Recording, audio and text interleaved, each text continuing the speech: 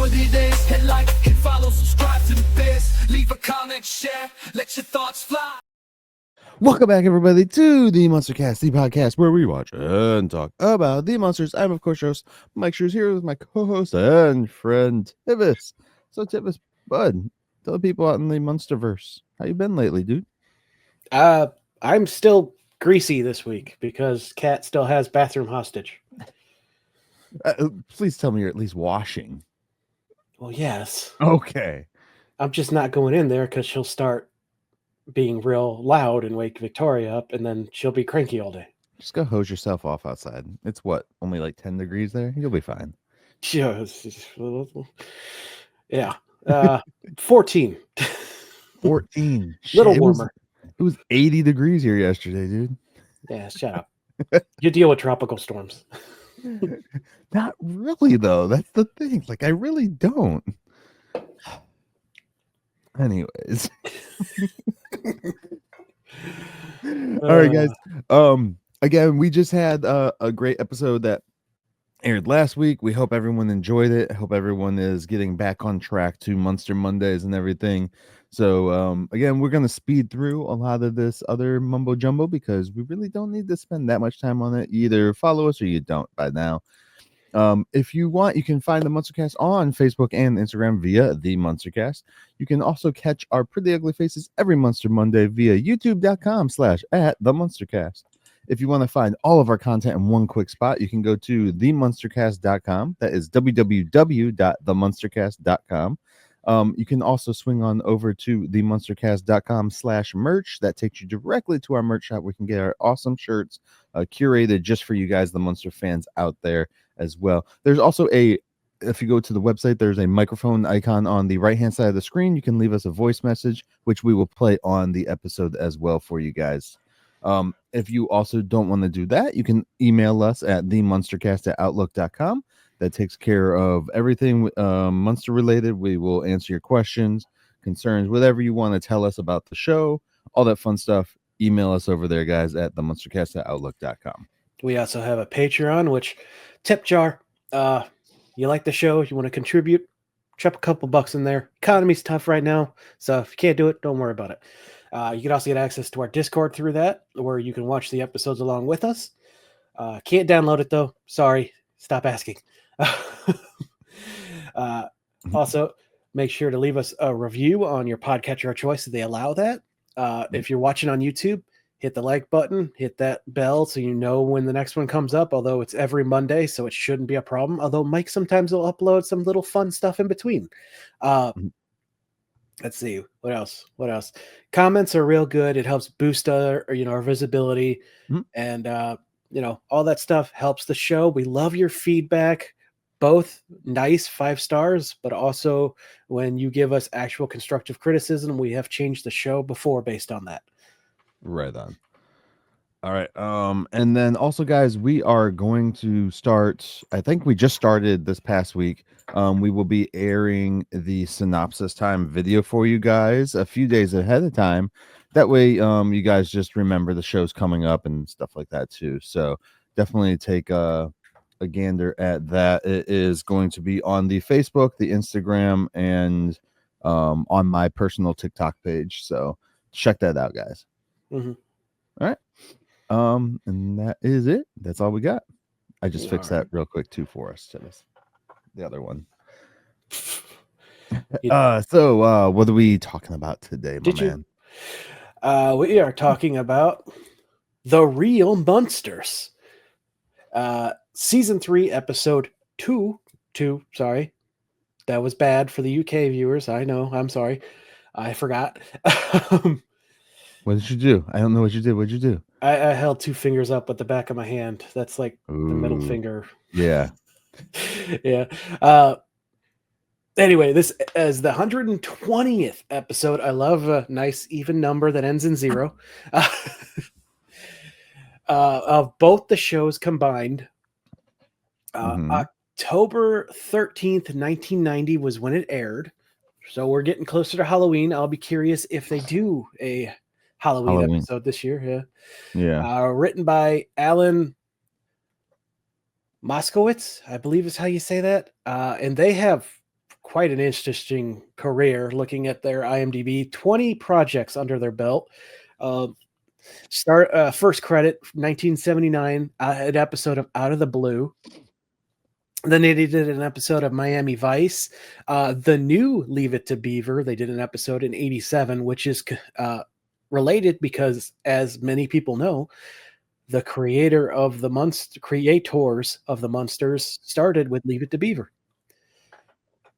They did 2 episodes of War of the Worlds in 89 and 90. The new Lassie. Oh my God, there's a second Lassie. War of the Worlds. They did a TV show for War of the Worlds? Shit. Okay. That the Lassie was also in 89 and 90. Yeah. Then we hit this episode specifically, which this is actually the first of 3 that we will see them. We will not see Alan again until we hit 1991, though. So, Okay. 4 episodes of Out of This World, 2 episodes of What a Dummy, and 4 episodes of Police Academy, the series, which is related to a off-camera conversation Myke and I had. Oh yeah. About Steve Gutenberg. And then the last thing they're credited for was in 2011, Last Will. They did the script for that. So a lot of interesting stuff. As always, I'm only pulling out the stuff that, calls out to me on their pages. So always, if you're interested, go check out their stuff yourself. And remember, IMDb sucks ass. I know we're not supposed to swear, but I feel it's appropriate for that. Then it's directed again by Russ Petranto. Still unsure if I'm saying that correctly. Frank hasn't corrected me, so I'm going to guess it is. But, we saw him last episode. So, Okay. And again, this is going to be our new Ezra Stone for the remainder of this final season. We have 3 guest cast listed, but only 2 of which were in the credits. 3. I'm trying to remember who the third. Well, I'll go ahead and do that one first. Yeah. Because it's Randy West as uncredited as Martin Weekdale, which if it's uncredited, how do we have a character name? But the only thing I can think of is maybe it's the voiceover for when they're watching the TV show. Oh, got you. Yeah. Okay. So I'm just curious how they got the character name if it's uncredited. Someone probably just made up a name. Yeah, maybe. Kind of like what was it? So the kid from Star Wars Episode 3 that stands right in front of Anakin before he slaughters all the kids. Mm-hmm. His character name is literally like the kid's real life name, but like switched around just a little bit. I mean, you're also going with Star Wars, which has a history of everyone gets a name. Yeah, that's true. That's true. I mean, there's like 7 books of every person in that cantina in the original Star Wars. Really? Oh God, yeah. Huh. What is it? It's no, not that kid. Where's the other kid? Ross Beedman. So let me see here. Why isn't it not telling me who it is? Banter. Of course, Ross.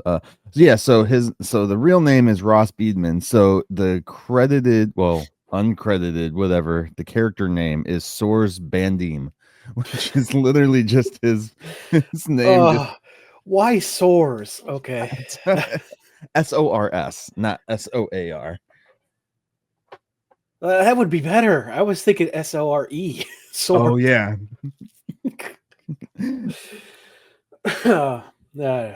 But all right, getting back to the guest list here. Yeah, sorry, bud. Don't apologize. That's always fun. Eddie Mecca as Mr. Sweetser. Now, this person has 52 acting projects under their name, one additional crew, and one in the music department. His first credit is for Joey DeLuca in 13 episodes of Blansky's Beauties. Then he went on to do 150 episodes of Laverne and Shirley as Carmine the Big Ragusa. From 76 to 83. In 76, he was a choreographer for one of their dances, and in 77, he was a recording artist for one of the songs. During that time, he also did 2 episodes of Happy Days as Carmine Ragusa, 3 episodes of The Love Boat,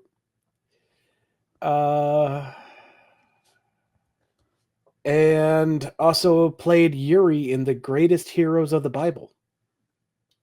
Oh, and 3 episodes of Fantasy Island. And which one did he play in this? In The Greatest Heroes? No, in the Munsters. Which character was it? Mr. Sweetser. Okay, yeah. I'm gonna sneeze. Hold on. Cut Cut that. There you go. I think I covered it up. So yeah, 3 episodes of Fantasy Island. He was a barfly in the 1992's A League of Their Own, which is a movie I know because my stepdad is a huge baseball fan. 2 episodes of Family Matters in 90 and then again in 1994. He played Tommy Zvakino in Weird Science, the TV show in 96. Detective Murdoch in Catch Me If You Can in 98, which is a movie that I just showed my wife last year that she's never seen. He was Dawn in Power Rangers Wild Force in 2002. Pounder. Gotta mention it. Let's see. He was in an episode of Always Sunny in 2006, an episode of Sweet Life of Zack and Cody in 2007. He played Grandpa in 2007, Stuck in the Past. Thought Mike would enjoy that one. One episode of Children's Hospital, which I have to mention because it was one of the last things filmed in the North Hollywood Medical Center, which anyone who knows that name knows it was actually Sacred Heart from Scrubs. And his last credit was for 2018 Hail Mary. Yeah, unfortunately, he passed away in 2021 at the age of 69. Nice. But again, long history. I'm sure he was very recognizable to many people. Yeah. Definitely. Then we have Ann Weldon as the judge. 55 projects listed. Only a few stuck out to me compared to Eddie, but I'm sure, again, if everyone goes and checks themselves, you'll see a lot more. But first credit is listed for Mama Bama in 73's Alabama Ghost, a cult movie that I pray hasn't aged into something racist. She did an episode of the Bob Newhart Show in 74, an episode of Starsky and Hutch in 75, an episode of Roots in 77, an episode of The Incredible Hulk in 77, an episode of Aftermath in 84, an episode of Married with Children in 96, and her last credit is for I'm Through with White Girls in 2007. And she sadly passed last year, but at the amazing age of 90. Yeah. So, great life. Oh, heck yeah. So, that's it for the guest list. So, I think, Mike, is it time? It's time. It's time. It's synopsis time. All right, guys. The Real Munsters, which aired October 13th, 1990, as Tivis previously stated. On this episode of The Munsters Today, the Munsters are back in court, this time fighting the sleaze of Hollywood as Grandpa defends the family's image against the likes of a Richard Dominic figure. Will the family find their way back to civility, or will they become the dark side of the Brady Bunch? Will the Munsters suffer a smear campaign set up by a Hollywood director the likes of Baldoni, or will it all be baloney? Will Marilyn finally tell her secret of being a succubus? Will Eddie dance his heart out of, or just drop his pants? Will Lily have the facial of a lifetime? Will Grandpa's teeth ever go back in his mouth? Will Herman make it to the bathroom on time? And will chaos ensue? Find out this week on The Munsters Today.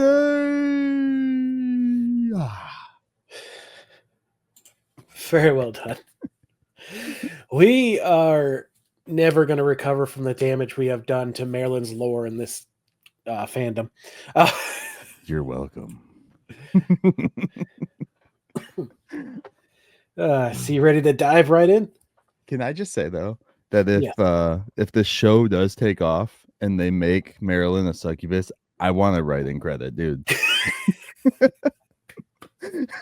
We can't confirm that we are the ones who came up with that idea, but it has spread heavily since our show started. I can confirm that I said it and then I started seeing it everywhere else. I didn't read it anywhere. Yeah. Again. So remember that, people. If you see that storyline come up in actual lore, tell the studio that I deserve credit. That's Myke. He's also on Cameo. Tivis. Yes. Yeah. All right. So for audio listeners, Myke has put up a series of photos that of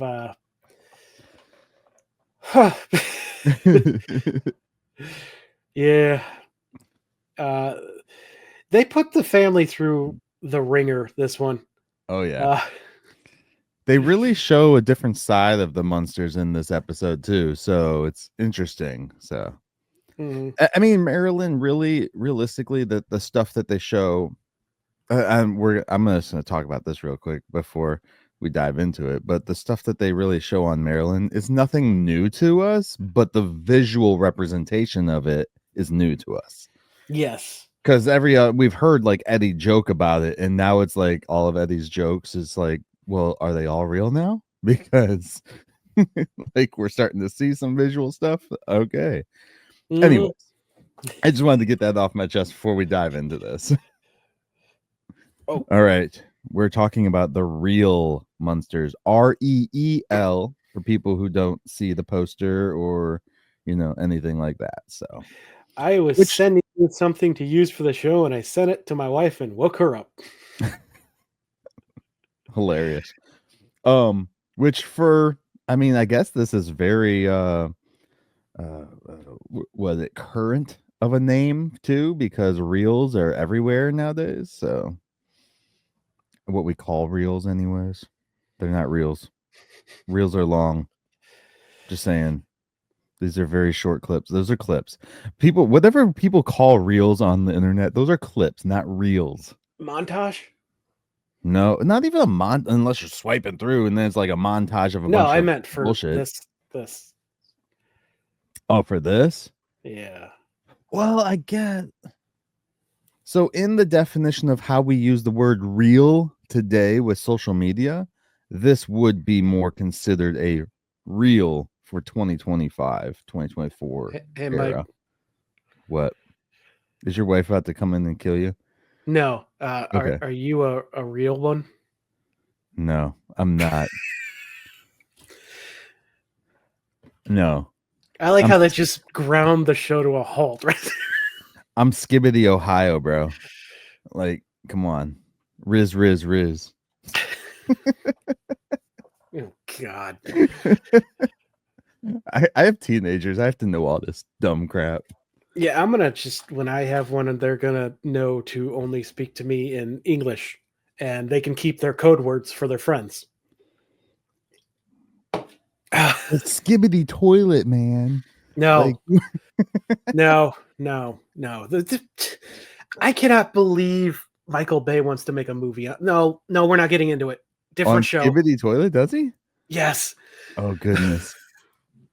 I mean, at least it would visually look cool. This is not Operation Babel. Sorry, guys. We're off track here. All right, so we're diving into the real Munsters. We start off with another court case. Same courtroom, too, it looks like. Yeah, from the and we get last the few outside of the episodes. building too. So Yeah. we've been starting with exterior shots of other places around town this season. I'm very curious, and maybe Frank, you know the answer to this. Is this courtroom like one that Universal used for like one of their actual court like drama shows in the 90s? Well, I actually have that here in my notes Oh, because do in you? the Okay. back, no, I didn't look it up. I just Okay, in yeah, the background, there's a bookcase yeah. Uh-huh. in the audience, sitting area.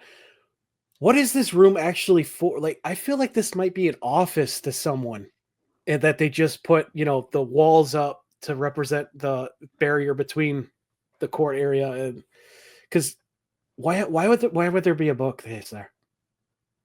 Where is the bookcase?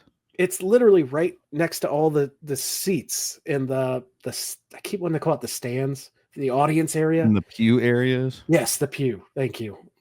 I am lawyer. I mean, I've been in small courtrooms where they have like, oh, I see what you're talking about. Yeah, a little bookcase in the back there. Yeah. I mean, Like, the books are in the area for the viewing audience, so maybe it's for people but they're getting supposed to bored. be there for the trial. If you're bored, leave. Well, I mean, look, Tivis, sometimes people just like to read. And it does look like there's like a set of dictionaries back there and stuff like that. So maybe if the lawyers are using certain verbiage that the audience members, I don't know why I'm calling it spectators, whatever you want to call them, can look it up and figure out what the heck they're actually saying. I'm The making bullshit up. I don't know witnesses. if that's true at all, but No, yeah, that's a different term in trials. they're spectators. Yeah, that's They're the just best word for spectators. them. They're just sitting there. They're waiting for the fight to happen. That's all. Mhm. Did you see the speaking of fights? I'm sorry, I'm gonna say this. Did Oh you boy, see that the Logan brothers are fighting? Or Logan, the Paul brothers, sorry. that turned out not to be true, I believe. No? Okay. Cool. Yeah, but I hope. also no one cares. Screw them both. Get fired out of WWE, please.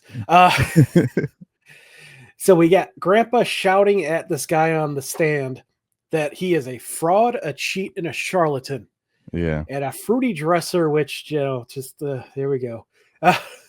He's not even really dressed in a way that's like No, he's got like a abnormal. 90s tie, a very 90s tie. Yeah, a little bit. That's it. But he's not even dressed. I don't think he said fruity dresser as in like how we used the word fruity, I guess, in the 90s as like a gay thing. I Mhm. don't think that's what he was talking about. I think he was just talking about like fruity as in compared to how like grandpa dresses, probably. Like it's more extravagant or more whatever. I would like to believe you, but unfortunately, my brain just can't. Well, Tivis, I can't fix your brain. No one can. We know. We see your posts on Facebook. No, not everyone. I don't share many of those to the public. All right, guys, I'll tell you. No, I'm just. All right. I'm very annoying. So this man is a TV producer that Grandpa is suing. The only people in the courtroom are those two, the judge, Herman, Lily, Eddie, a woman in a funeral outfit, and a woman in a red dress. We later find out the woman in the funeral outfit is Marilyn.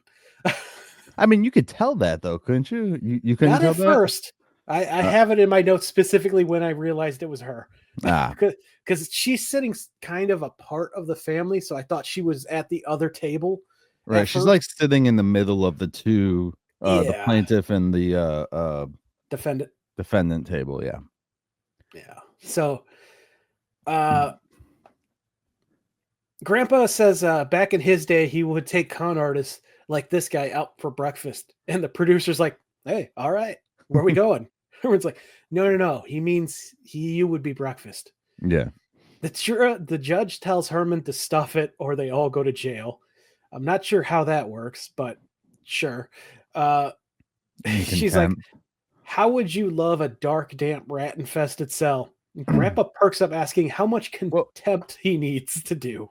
Well, first of all, when they're making a threat like that, the judge can't hold them in contempt. Also, wouldn't it just be him? It would be whoever made the threat. Yeah, that's Yeah. yeah. I don't Uh, I don't think the writer understood that, but here we yeah. go. She tells him, like, if you were a real lawyer, you would have been out of here an hour ago. And he's like, if I was a real lawyer, I wouldn't have taken this case. And this is when I realized that Marilyn is in the veil. Gotcha. Grandpa says he is the only person to defend his family's Yeah. honor. He's like, who else can defend my family's reputation? They just a bunch of starstruck nincompoops. The judge wants to know why he's accused the producer of character assassination. Herman stands up and says this man made them look abnormal. Oh God, did they do a reality documentary is my thought here. And the answer is yes. Yes, they did. This is very it's very interesting to have this episode pop up in our life though, with all the random lawsuits going on though right now with directors or producers of allegedly, making people look worse than they are, I guess. Oh yeah. So it's just, it was kind of cool. Another one of those sync ups that we were just watching this and it just happens to go on as some of the real ones are going on. I loosely, I was gonna say the dude's full name in the synopsis. Let's just say that, but I took out his first name because I don't want him to try and sue me. You can always just say alleged. Nice pool. Sorry. Yeah. Yeah, no. Sorry. You see this all the time though with reality TV. The people on it get treated like, oh, Mr. Beast. That's a big one right now. He's been accused of treating his contestants on the competition show he's running on Amazon like dirt. Which is interesting because it's not even necessarily him, it's the production. Yeah, but and they're just trying, and a lot of them, like I saw him talking about it, and it seems like a lot of them are just like they're accusations, of course, right now until one can actually be proven. But he's like, if I would have known this was going on or this, I would have taken care of it. He's like, we're not trying to hurt anybody. We're not trying to make it. I mean, granted, he has to do all that for PR anyways, but still, yeah, those ones are interesting because you got to, what can you do? Like, we're in the age of just suing everybody. Like, I never heard of all those reality stars back in the day where they were literally getting into fights and stuff on sets and, suing people. Oh, yeah. Well, the problem, I mostly watch reality when it's competition shows. Like, I love reality competition, but even though, especially the Challenge, which is done by MTV, which is notorious for egging on their reality stars, right, and giving them alcohol to the point where they go berserk on screen. Like they purposely set these situations up to be a powder keg. And I love when there's repercussions of it today. Like, I was watching a season of the Challenge, maybe a season or two ago, where there was a situation that came up that if this was the, in the 90s, they would have just let it play out. But no, they had security rush in immediately, separate the people, and sent one of them home before a punch was even thrown. And I wouldn't even say in the 90s. I would say the 2000s is when they would have done that, because even in the I don't remember whether you like him or not, like when Joe Rogan did the Fear Factor, I think the show. Yep. Like, he had a guy on there, like the clip is on the internet and stuff too. But he had a guy, they cut it from the show, but this dude, like, he was like trying to intimidate people and like get up in their face and actually push people and shit like that. And Joe Rogan went off script and was like, look, you can treat your wife however the fuck you want. Sorry. When you're, at home, but don't be doing it here and stuff. And I guess the guy like got up in his face and like, again, no matter what you think of Joe Rogan, I think we can be clear. Fear Factor Joe Rogan is Probably best Joe Rogan. But like this dude got up in his face, and Joe Rogan is a trained fighter since like Yeah. he was a kid. Like, what are you gonna do, dude? Like, if he would have swung on him, he probably would have got choked out. Yeah. And but like they cut all that from the show, and that's why I wanted to make that bring that up, because you said the 90s, and I think the 90s were a little bit more clean cut when it came to that, except for Jerry Springer.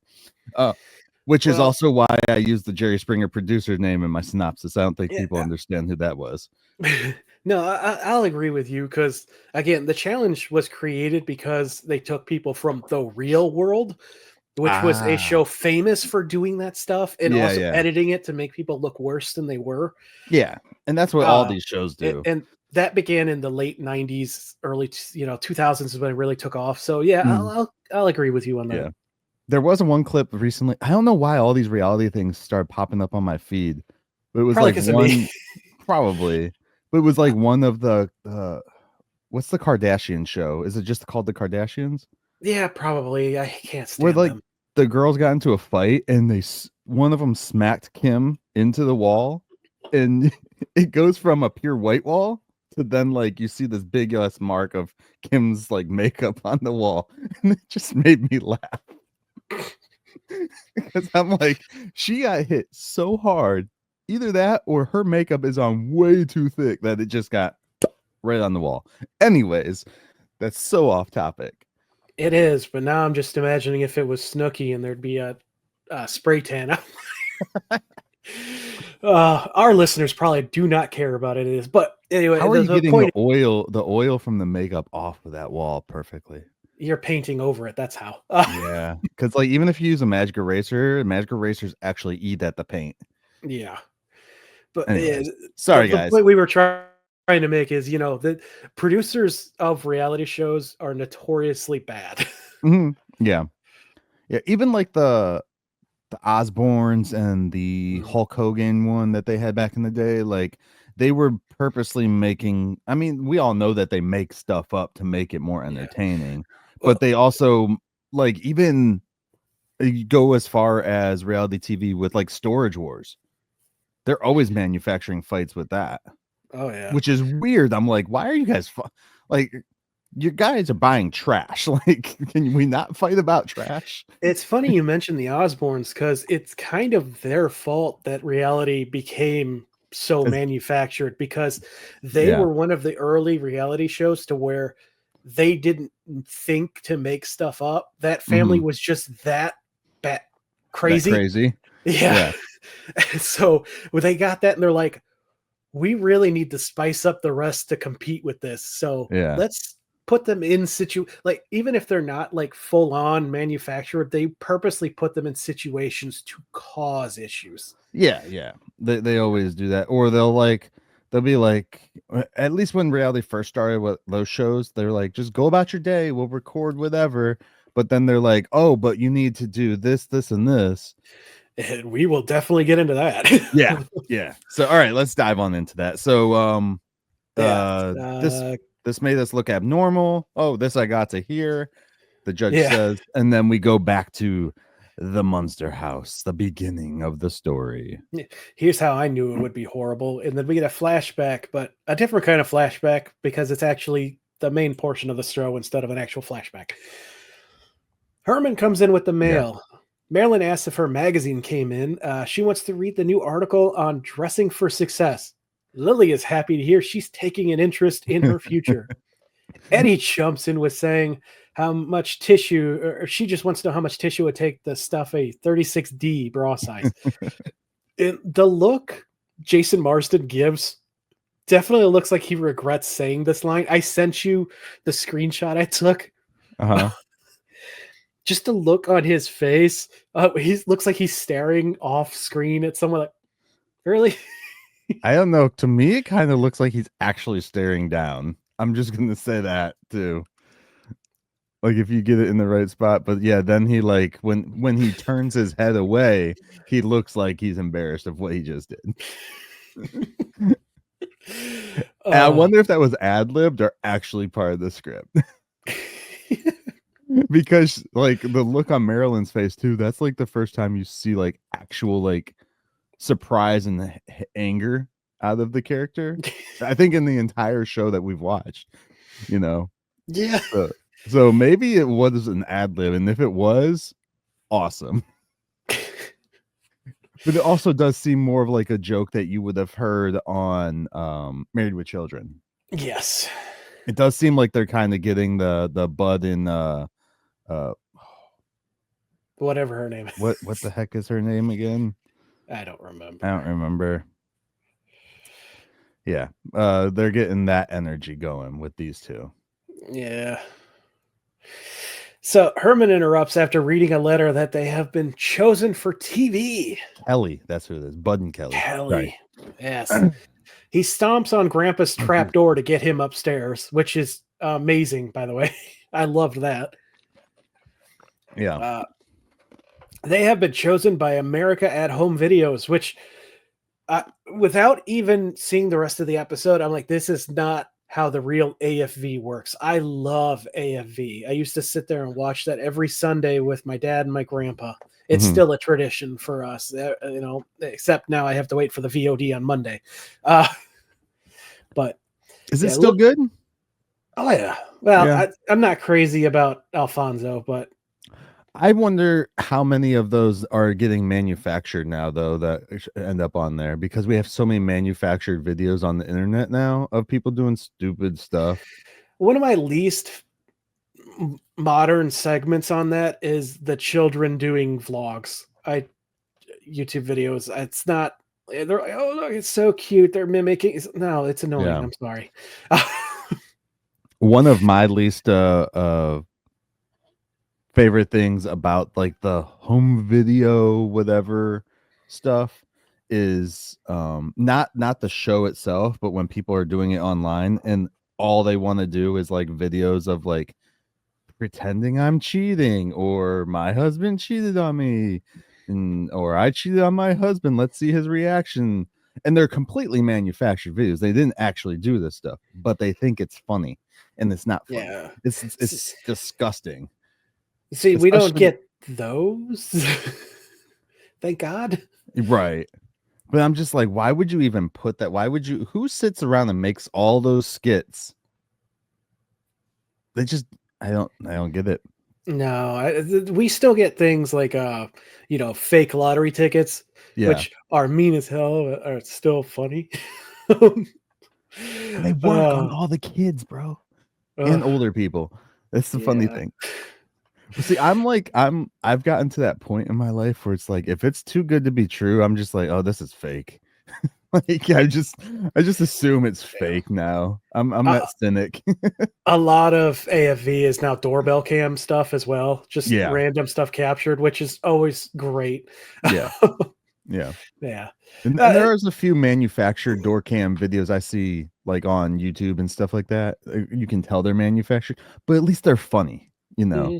Mm-hmm. There's this one guy that does like ones that he like comes up and it's supposed to be like his best friend's house, and he's like, why don't you like me anymore?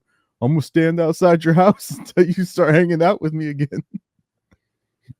Please tell me they do like a time lapse of him just there. Yeah, no, they're short ones. Oh, see, usually it's like him showing up to his buddy's house and like pouring his heart out.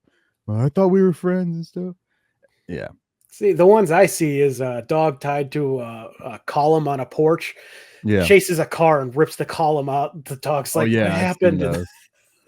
Those are great. Or that random tire that ran into that person's house. Yeah.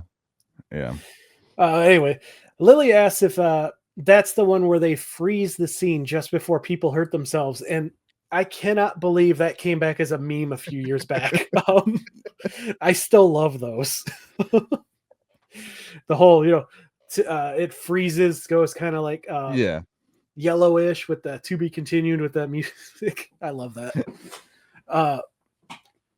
No, this is the one where a camera crew goes into a normal average American home and tapes them doing normal average American things. Herman is going to be a household name. Grandpa is sad. Goofy's already taken. Lily thinks it sounds fun. This sounds like a boring show to me. I just want to point out that I find it funny that Grandpa says that Herman should be named Goofy, and Goofy's the father of Max, who eventually Jason ends up Oh, playing the son of. yeah. That's good. I didn't even think Goof of Troop. that. Yeah. Herman's just excited that they get a free tape to for the family to enjoy. Which, Yeah.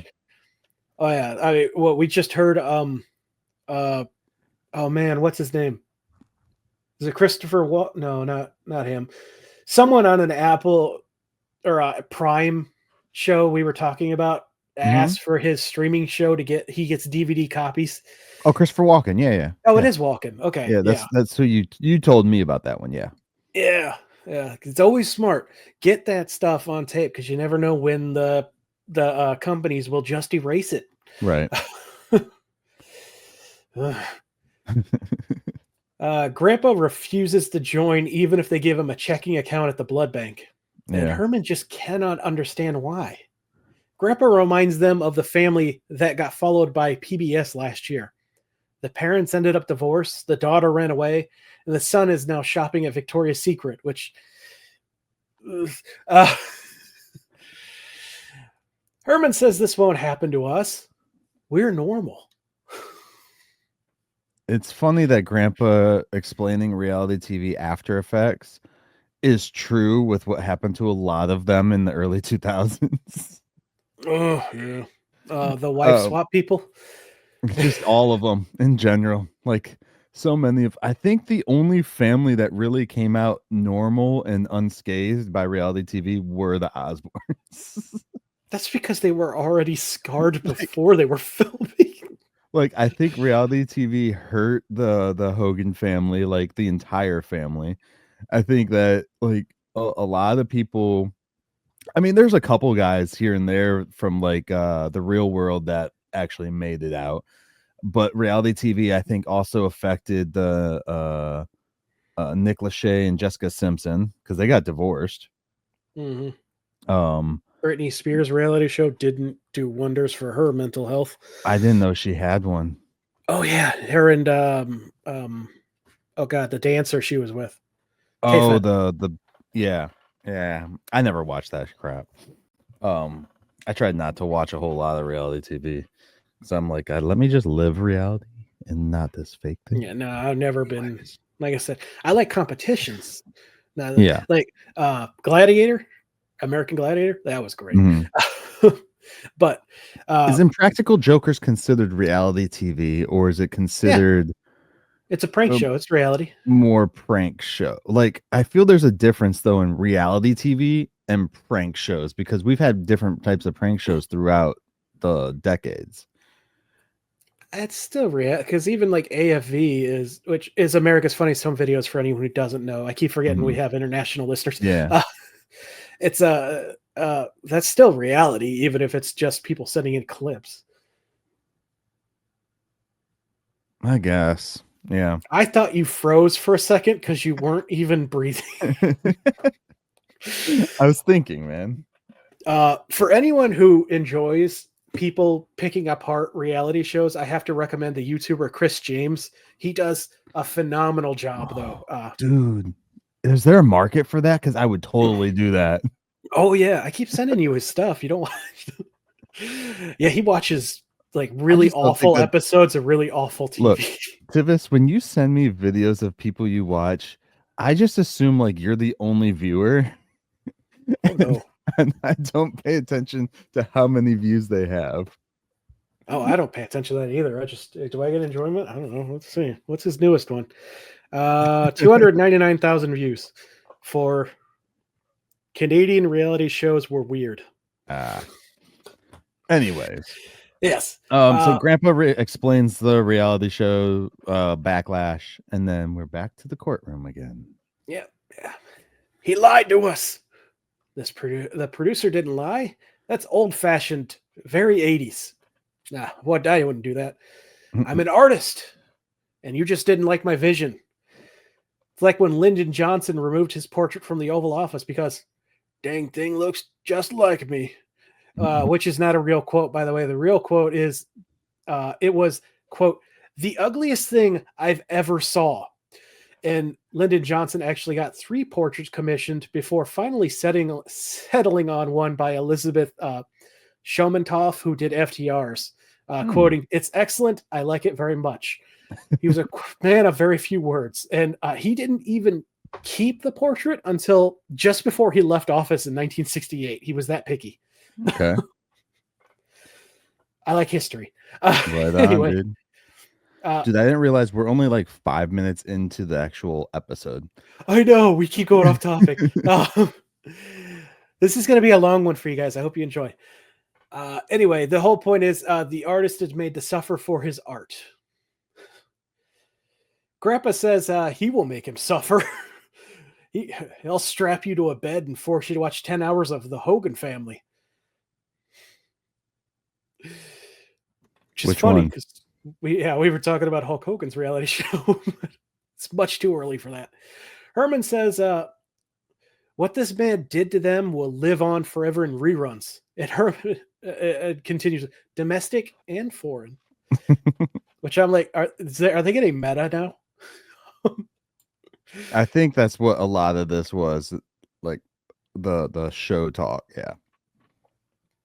Now we go back into another flashback to the house where we continue on before with that. He says, once again, the artist is made to suffer.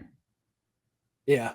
And they're like, if this is suffering, then yeah. The doorbell rings and Herman hasn't been this excited since Gateman told them they could make popcorn in the parlor oven. Crematorium oven. Yeah. Well, I mean, it's different. There might be an actual oven at the parlor, but he's letting them use the crematorium oven. It sounds like the 3 owners do everything in-house, so I don't think there's a separation there. I don't think you'd be able to make popcorn in the crematorium oven because I feel it would just burn up. It would.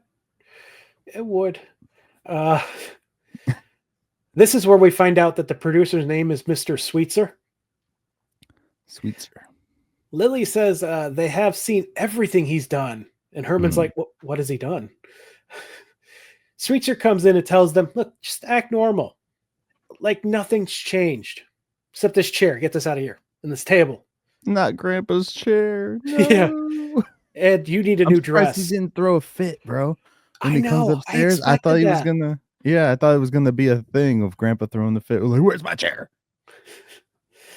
He wants a new dress on Lily. And Herman's like, well, anything else? And he's like, yeah. Can we knock down this wall? Grandpa now comes in and Herman's like, hey, the old man doesn't want to join us. Sweetser just smiles. This smirmy smile is like, well, what would it take you to get you to join? Grandpa's like, honest and integrity. And I'm like, are you saying for Mr. Sweetser or for you?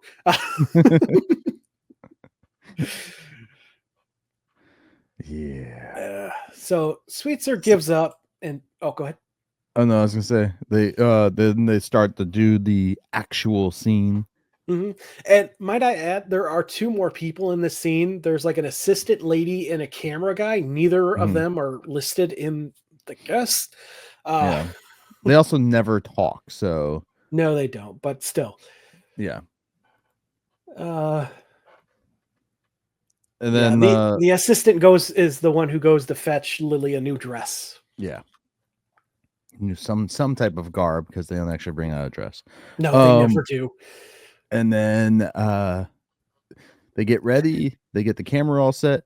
Grandpa's just sitting on the couch. Yeah, he's right there in shot next to Herman. Yeah. Because Herman's like, can I open with a joke? Yeah. And then they go, action. Herman freezes on action. They act like this is the first time Herman's been in front of a camera. Before he freezes, though, his voice starts cracking like a teenager. Yeah. Yeah. But again, this isn't his first time in front of a camera. No. Or even not even for this version of the show. He did a cereal commercial. So, yeah. Yeah. Lily's like, hey, Grandpa, Fix him or you're going to be carrying him upstairs. Grandpa's just having a good old time sitting on the couch with his back to the camera. So he's like, all right, fine. He goes and gives him a nice little charge.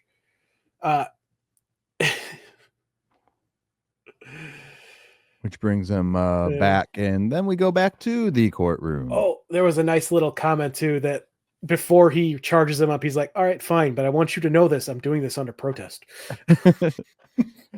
Yeah. And then we go back to the courtroom, and Grandpa is flirting with the one girl that's there that is actually for the director. Yeah. Yeah. And the only person in attendance, by the way. Yeah. Yeah, all right, man. Yeah, I'm just stretching my knee out. I'm old, man. We're old people. Well, I'm maybe you. I'm just about to hit midlife, so I'm good still. So Sweetser says, look, this old bird cooperated. And Grandpa corrects him, old bat. What's the difference? With a very straight face and an amazing line delivery, bats don't poop on cars. Yeah. I can't. Yeah. All right.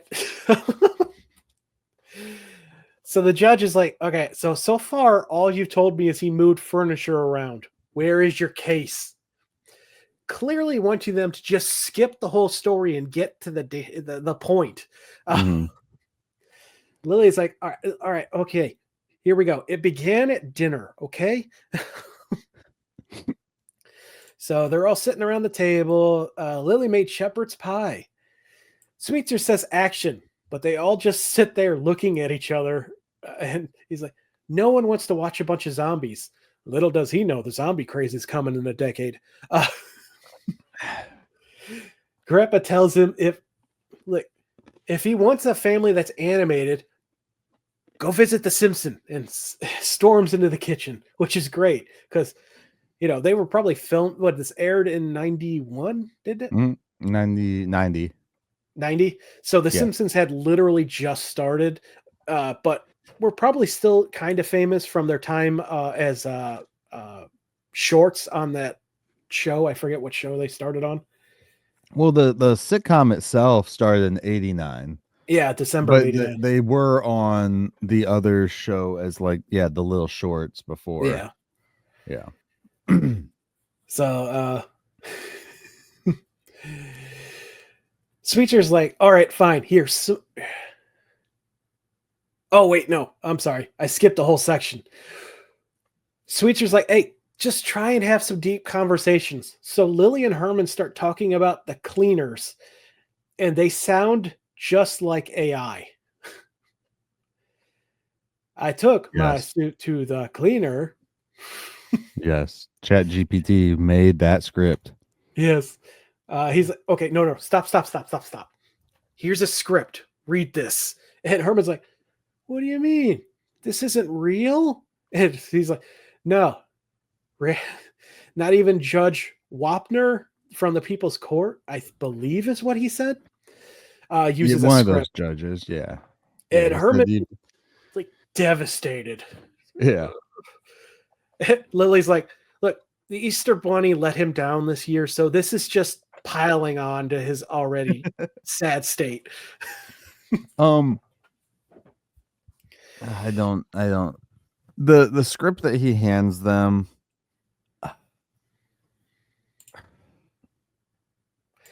Oh God! What the heck we're is gonna this get script? into this. Yeah, Maryland's. Ooh. Also, what the heck is Lily wearing?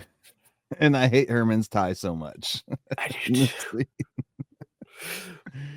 So yeah, they begin reading, and we start with Marilyn. She can't wait to pep the football team up tonight because they haven't been scoring enough. Good Lord. Herman says he buried stuff better than this meal. Lily continues that if he wanted a wife who could cook, you should have married Julia Child. Herman shoots back that he would dump her in a minute to marry Chef Boyardee. Oof. Eddie asks if Marilyn is wearing the backless red number on her date tonight. She's like, no. Great. That'll go perfect with my pink puffs. Then realizes what he said, and both are very confused. Ugh. None of this made sense with anything. Herman demands the rent money. I'm heading to the racetrack. Remember what your doctor said. He's like, yeah, I want the rent money. I'm going to the racetrack with it. Wait, what? Lily's like, remember what your doctor said. Every night you should have a head of lettuce, and dumps the salad bowl on him. Why are they going along with this? But I'm kind of glad they did, because it gives us this great grandpa moment. Yeah. Do you remember the line he says? No, I don't. I didn't write that one down. He looks at Herman, seems like nothing's wrong, and goes, this would never happen if you chewed with your mouth closed. Herman tells him to shut it. You don't have any lines in this. This is the magic of television. Take a perfectly normal family and turn them into the Brady Bunch from hell. Yep. The Brady Bunch we cannot escape. Back to court. Yeah. Marilyn, within her Wednesday outfit, is called up as a witness. I think this is like the most like goth Marilyn has ever looked. Oh yeah. In any of the iterations so far. So the judge makes fun of her. Can you remove your veil? I can't be seen. Just reminds me of Johnny Bravo. I can't be seen without my glasses. Yeah. She's like, she says, Sweetser then wanted to do some candids, which are now commonly known as confessionals with reality shows. The interview segments that get spliced in between for anyone who doesn't, watch, where they try and recreate what they were thinking at that exact moment for the scene that they're interrupting. Mm-hmm.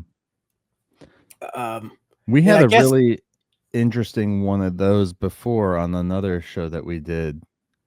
Oh, the Justice League. The Justice League of Justice America. Society? No, Justice League of America, the 90s TV League? Pilot movie. Yeah. They had them do their confessionals, but then it's like, are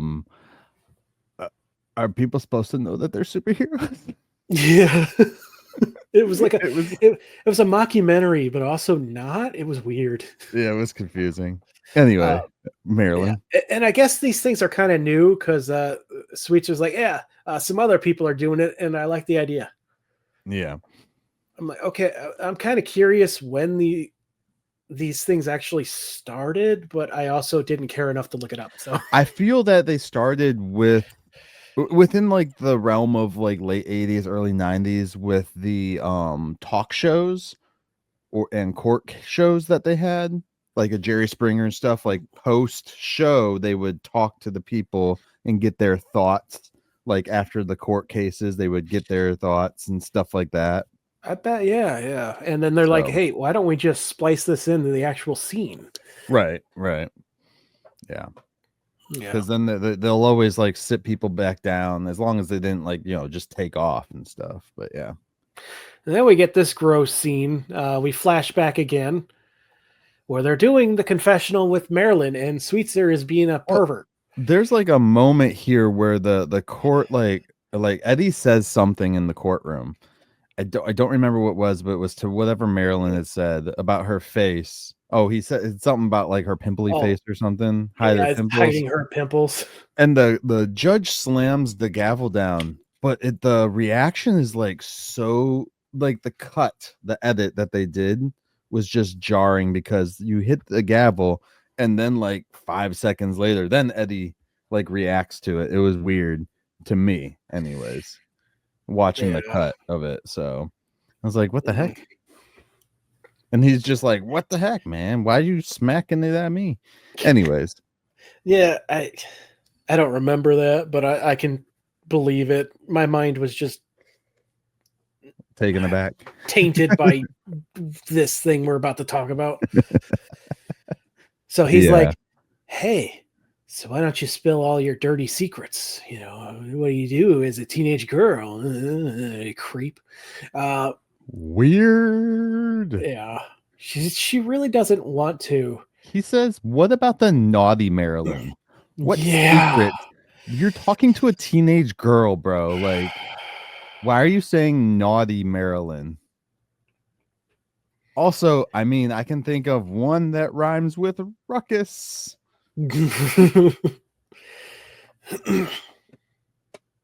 Yeah. Marilyn's like, I don't really want to do this. And he's like, well, Madonna did it. So Marilyn begins immediately spilling her secrets. Yeah. It's really awkward. It gives you, I hate to be that guy, but when you're watching it and the way they're talking to her and like just trying to get her. Well, that on top of the script he gave her to read at dinner, like, oh, it's very like, you know, the what do they call it? The casting couch room type. oh deal. no, Yeah. This director's very, no, I don't like it. I don't like it. I didn't like any of the stuff that they did, especially with Marilyn, because it was all these like, where's the naughty Marilyn, or is Marilyn gonna sleep with the whole football team type stuff. I'm just like, this is weird, dude. Like, Yeah, weird. can we get away from making her Kelly? Right. Yeah. So Eddie's confessional is up next. And Sweetser wants to know if Eddie, you know, hey, you want to be as big as your dad one day? Yeah, he's like, so do you love your dad? You think you'll ever be as big as he is? Someday. Grandpa's working on it. He's like, well, you know, your dad doesn't ever think you'll be as good as he is. And yeah, this gets Eddie to share an embarrassing story that we don't hear the end of. there's this one time mom caught him with, and then it cuts. I was like, wait, what is it? What did your mom catch him with? And how do you know? Honestly, let's not forget original Herman was a pervert as well. I mean, he was caught looking into his neighbor's house with a telescope multiple times, according to that episode. So, yeah.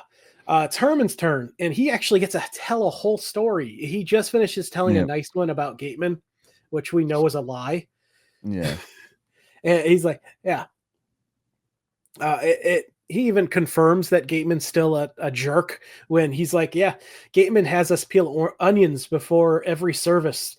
So they look like they're crying. Yeah. So Sweetser gets him to say that Gateman also sets the lawn sprinklers off during service so they can sell umbrellas at the gift shop, which a funeral service with a gift shop. Why am I not shocked? Oh, and I want to say everyone gets interrupted so far until Herman with this story specifically. Yeah. And is it because the audience already knows that all three of his bosses suck from last season? Maybe, but I think it's also because it's like you're cutting from stuff from the two kids that could potentially be saying things inappropriate too. Because we don't know what Eddie's about to say. You definitely don't know what Marilyn's going to say. So, yeah. But Herman does. Because they don't cut away from Lily either. No. Herman gets a little angry noticing the camera's on when this is supposed to be off the record. Yeah. And Sweetser's like, oh, no, I never load tapes in these things during, these. Which is a bold-faced lie, and it's on the camera, on the footage. So right then there, you have your case. Yeah. Unless he cuts it and destroys the evidence. Like, he would have to cut that whole segment there afterwards. But the fact that we're seeing it, I mean, I'm assuming that it's this is a on tape somewhere. flashback, not the recording. Yeah, that's true. Okay. So, And then we get Herman. Lily. Well, first, Herman starts telling a story where they were real busy, and it was a train wreck at the parlor. Yeah. And that's when they cut him off. Yeah. Yeah. Then Lily comes up and Tell me about your fantasies. yeah, Lily's Why actually is he? wasn't that Why? bad. Why is he with the women? Why is it that? And she's like, I don't really have fantasies. What do you mean? All women have fantasies. Like, what are you trying to get at, dude? Like, it's weird. Yeah. I Also, don't know. Maybe the writers had like a vendetta against reality producers potentially, and they were trying to make them look like the most creepiest creeps, especially with women. well, as we found out, it's actually pretty accurate. So maybe they're just telling the story. Yes, I mean, yeah, but still. Yeah. Honestly, out of all of them, I think Lily's is less bad because, as you said, everyone has fantasies, and there's nothing wrong with that. As long as you don't enact upon them. Yeah, Dahmer. Well, I didn't quite mean that, but That was I the meant first name that of came to other my mind. people. Yeah. She said she always wanted to dance to Swan Lake, but Herman is more of a Black Lagoon type. He Yeah. mostly leads. And when she means leads, she means that she gets up on his boots and off they go. Switzer asks if she has ever wondered what it would feel like to be in the arms of a dancer. Yeah. And I think he mentions the actor Broskia, but I'm not 100%. That's the name. Something like that. I know Yeah. what you mean. Yeah. But whoever it was, Lily's like, oh yeah, he would spin me around like the Tasmanian devil and throw me in the air so I could float back down like a vulture descending on a carcass. I'm like, oh, that is a grotesque visual there, Lily. and seeing him in those tight pants would be fun as well. And now she fears that she has said too much and gets embarrassed, which again, it's whatever, it's fine. My wife. But Okay. you gotta remember she's saying this on camera and she knows she's saying it on camera. So maybe that's where her embarrassment is coming from more so. Maybe. Because she, people are able to have fantasies and stuff like that. To be fair, like, if you're a married couple, that's between you and your husband or you and your wife or you and your whatever. But when it comes to sharing them public, like I wouldn't share stuff that is a personal thing publicly, especially when it's something that's only me and my wife should know. Well, I mean, again, stuff like this, I think it's harmless, quite honestly. Yeah. Well, yeah, I mean, there's always those things because like they always have the gag of like who's on your list of like the top 3 celebrities or 5 celebrities that you could sleep with or whatever. Those are like a fantasy. Well, I wouldn't say sleep. Yeah, crush on. I mean, that's the thing though. It's like people are like they're on your what is it, the hall pass list or whatever BS thing. Yeah. No, it's got to be really awkward though for celebrities when people are like, "Hey, you're on my list," or "You're on my husband's list," or "You're on my wife's list," and I'm like, you know what? I'm sorry to say, Ryan Reynolds, he's on both of our lists.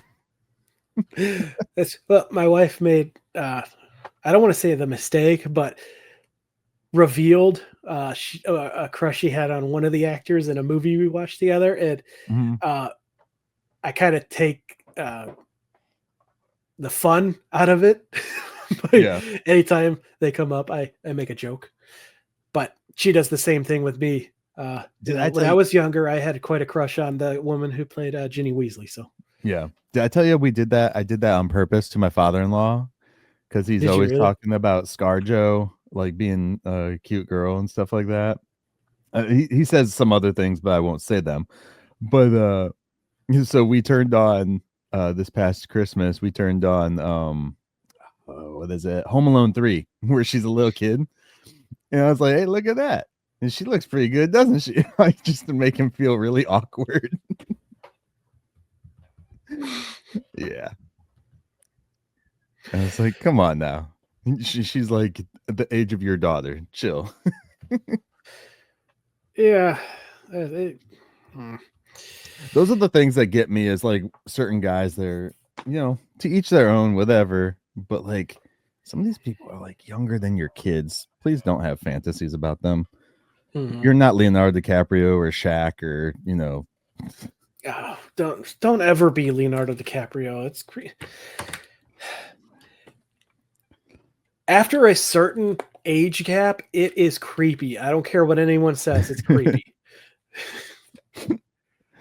Love is love, sir. That's what everyone will tell Yeah, you. Love is I'm love. also gonna make fun of it because it's creepy. And if you can't handle that, then maybe you think there's something wrong too. And the funny thing is that like that's been the thing for forever. Like people think it's a new thing. No, Even we in used to movies and sell stuff. off I'm like 12-year-olds for farm animals. well, no, like I'm saying just like in general, like the relationship aspect of it. People think it's like a new thing, but it's really not. Like if you go back to the 90s even, they were doing that in Friends. Like Monica dated her dad's like best friend. Oh yeah. And I'm like, you guys, like, it's nothing new. It's nothing No, it's been around special. forever. It's like I mean, yeah, it's part of history. We got it. To each their own, whatever.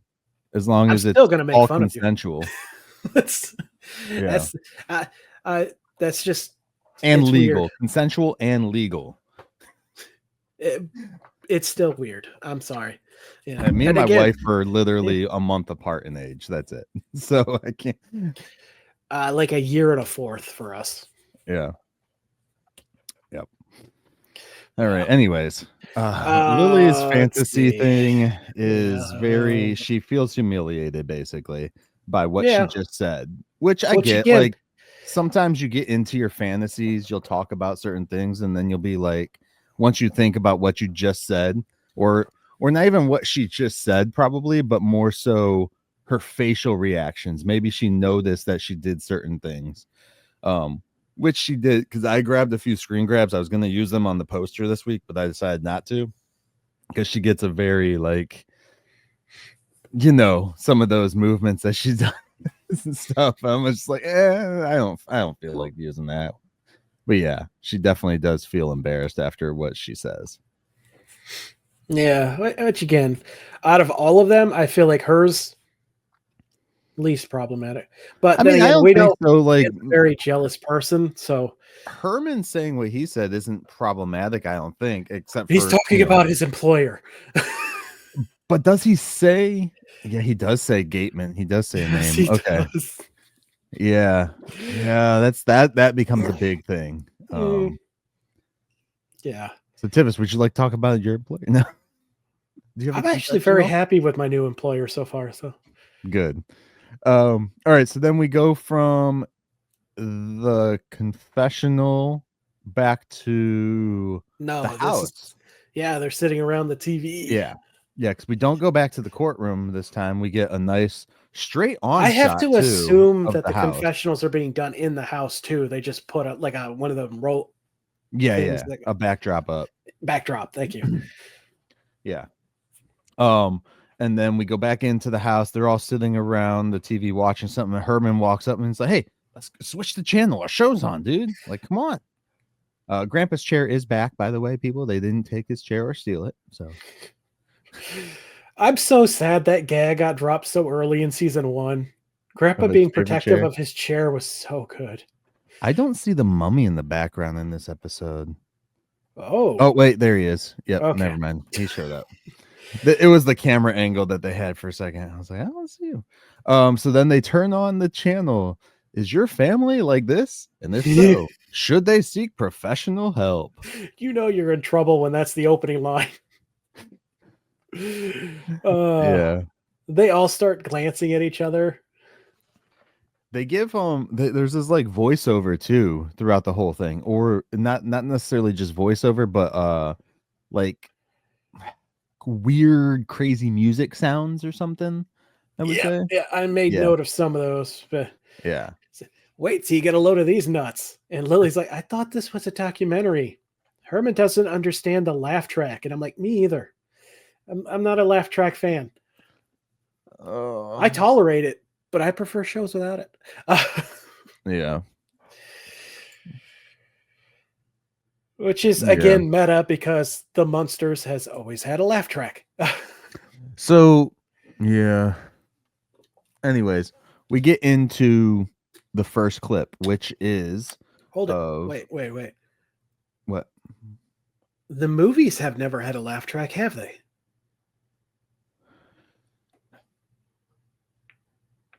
Rob Zombies did not, for sure. There was no laugh track in the pilot episode for 1313 Mockingbird Lane. Well, no, they were never going to have a laugh track in that one. Then there was no laugh track. One.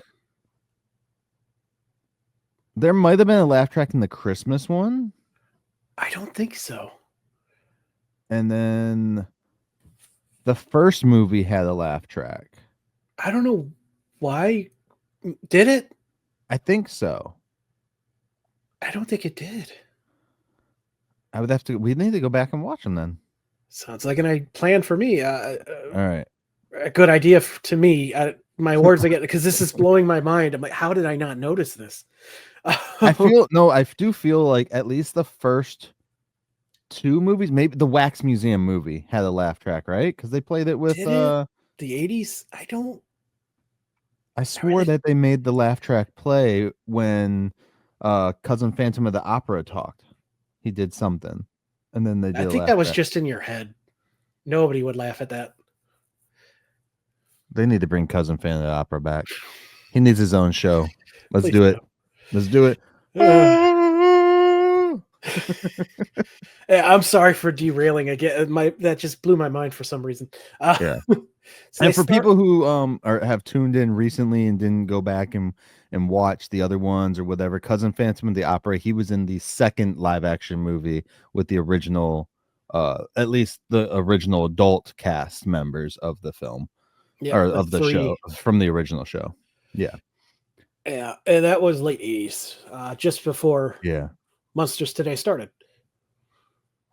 No. Yeah. I mean, it was a couple of years, but still. So when did the other Munster movie come out? Late 90s. And then Munsters Christmas came out like a year or two after that. Still late 90s. I don't think the late 90s, bro. Yeah. It was like, I want to say maybe 96 for the first one and 97 or 98 for Christmas. Munsters Go Home was 66. Mini Munsters 73. Munsters Revenge 81. Early Munsters. 80s. Yeah, Here Come the Munsters was 95, and Munsters Scary Christmas 96. So, yeah, I guess so. Mid-90s. Because I think Here Come the Munsters was the one where Howard was supposed to be Grandpa again, right? Yes. Yeah. Yeah, that's right. So, okay, cool. All right. Anyways, no laugh track. I don't think there was a laugh track. We'll have to, if you guys know, before we get back to looking at it or something, let us know in the comments or wherever. Message us, email us, do whatever you got to. Let us know if you remember a laugh track and if there for sure is a laugh track. Maybe it's this weird thing where we think there is one, but there Mandela. Isn't. Yeah, the Mandela effect. Because I was gonna make a comment, it wouldn't be Munsters without the laugh track, and I'm like, wait a minute. Can we not call it the Mandela effect? Can I call it the Shazam effect? No. I'm calling it the Shazam effect. That's a whole different thing. No, it's not. It's the same thing. Everyone thinks that it's existed, and it didn't with Sinbad. Shazam, Kazam. The Kazam effect. We'll call it the Kazam. See, I knew that never existed, so that's never been a problem for me. Listen here, sir. We're moving on. So we start with Marilyn, who is the ordinary teenage girl. Yeah. Her room is a lot darker than previously. Before. Yeah. And this is the first time I think we've seen her room. In this show, it is. But we've always been told that her room was more normal in every other iteration. And I also don't know if her wall is actually purple. If you're watching on our screen, it's down below Tivis there, the image of Marilyn. So I don't know if her wall is actually painted purple or if it's that's supposed to be lighting coming in from outside or Yeah. what that is. But it's really dark for a Maryland room. I feel like I They feel have her room should be normal-ish. they got Pop Goes the Weasel playing in the background as she's brushing her hair and then stops to pop a zit before brushing again. Really roughly too, bro. Like she's like she goes from like this Marsha moment of combing her hair to like big zit pop. Yeah. Again, everyone gets zits. That It happens. would have been funnier if they would have like had white stuff hit the mirror. Oh no! Now you just grossed out a bunch of the audience. It's natural. Come on. Don't you remember being a teenager? Yeah, you Let's go. still don't want to see it. Eddie roars with laughter until he pops up in his boxers talking to Leonard, and then proceeding to dance. Yeah. And not only is he dancing, like he's like shaking his ass everywhere, dude. Marilyn gets her chance to laugh at him. Can I say how I want to point this out again because they do a lot of close-ups of Marilyn in this episode. She was in the last episode, we saw her too, but in this episode they do more close-ups. Dude, the actress looks a lot healthier than last season, 100% healthier.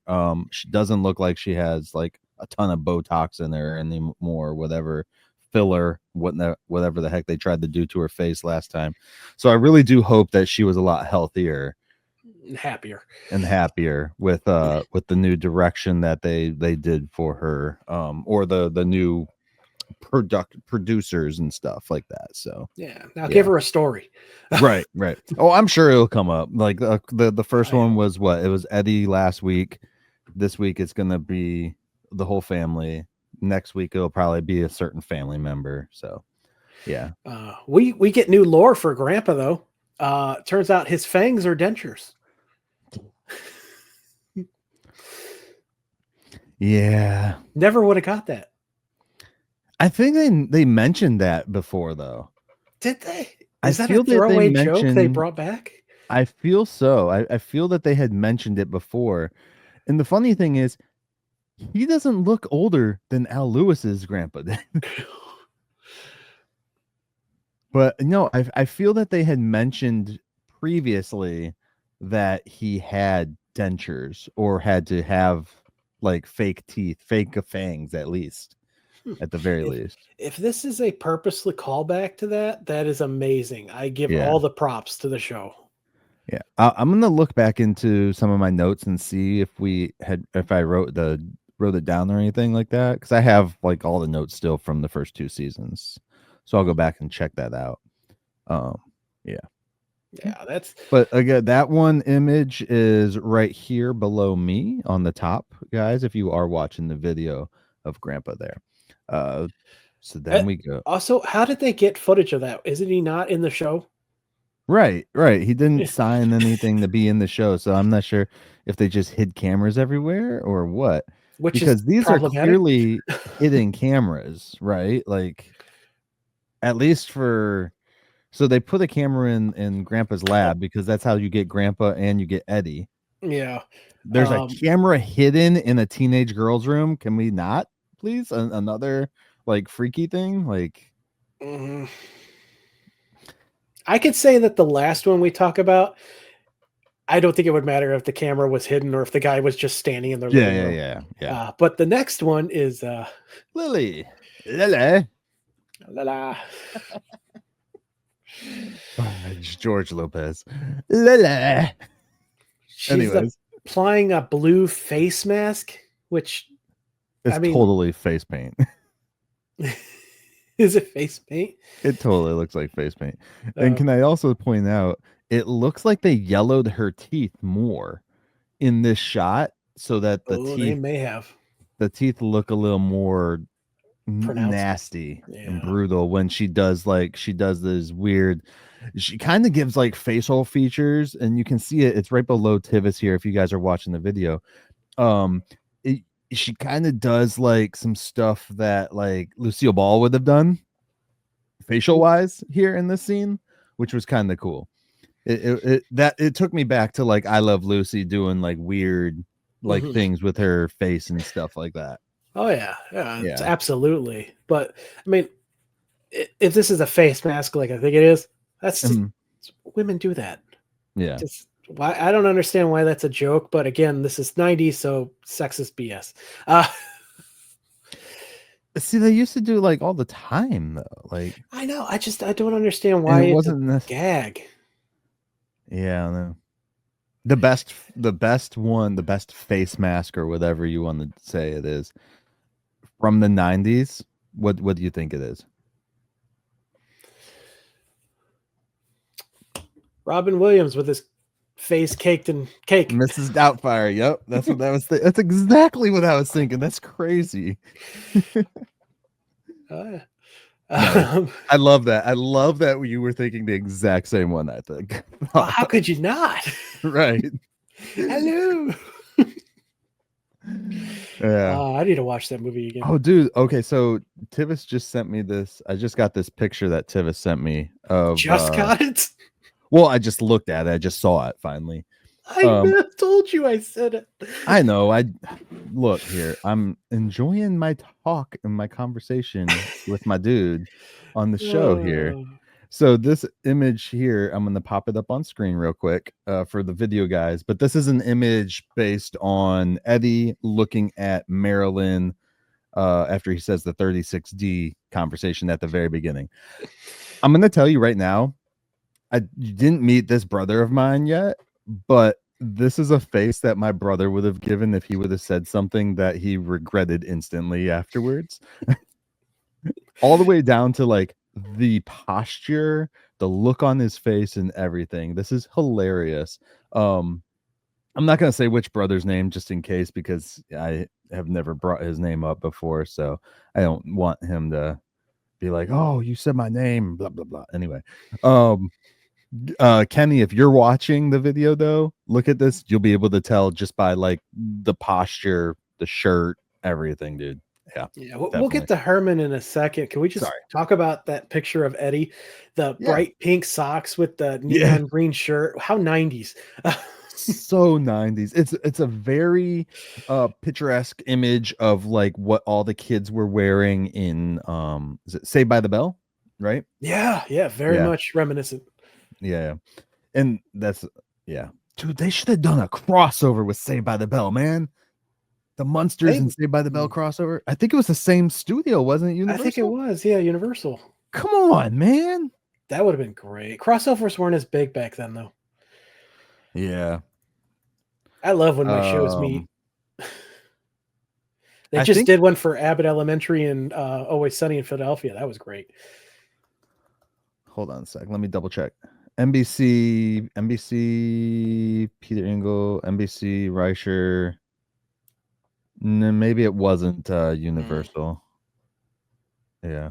I don't know if NBC was owned by Universal then, or because they don't own it now, right? No. I don't think so. Anyway, sorry about that. Rabbit hole. The last one we get is Herman, which is the grossest one of them all. Yeah. So Herman is running across the house with toilet paper going everywhere. He has a thing of newspaper and a bag of what, Tivis? Lay's potato chips. Like, dude, are you about to eat that on the toilet? Maybe it's like the stereotype of like the dad who's like in the bathroom for like hours or something like that. I just people don't eat on the toilet. No, I don't even keep my toothbrush in there anymore because the toilet goes. You're supposed to close the toilet first of all. Well, yes, but it doesn't stop it. Oh yeah, people use the lid of your toilet. Stop that. Stop being gross.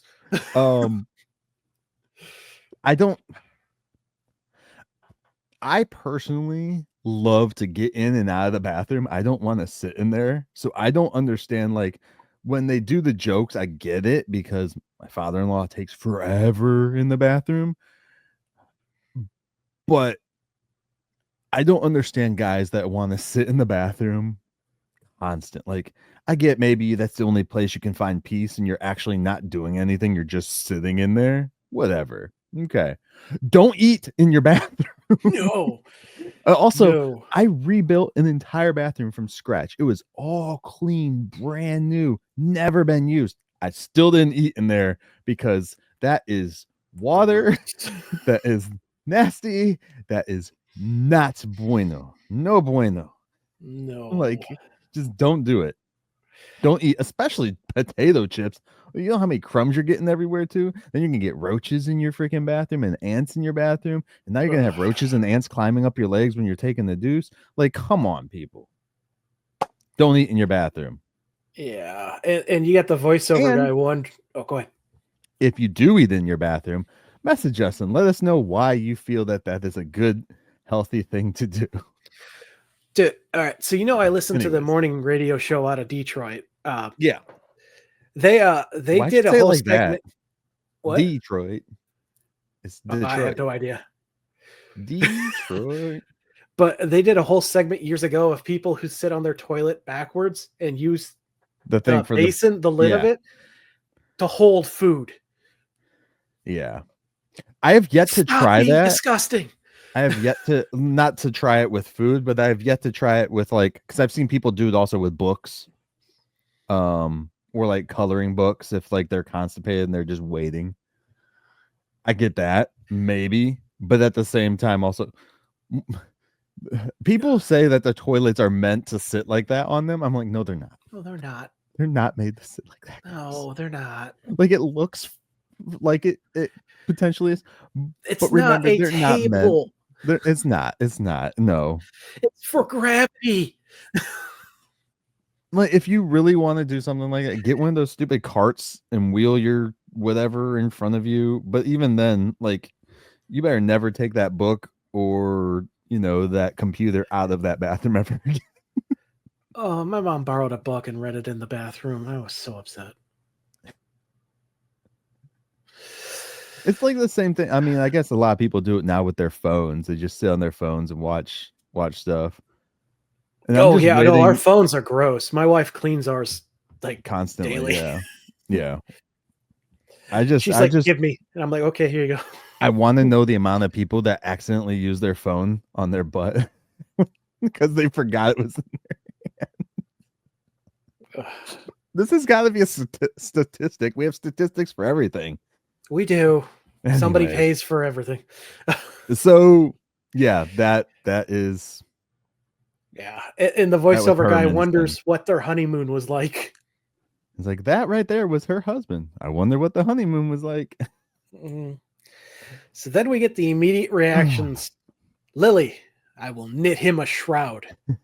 Herman will bury him alive. Grandpa will take him to court, and the family all agrees with that one. Yes. Yeah. And that's how at least we they got kept here. the kids pure and didn't have the kids threaten somebody.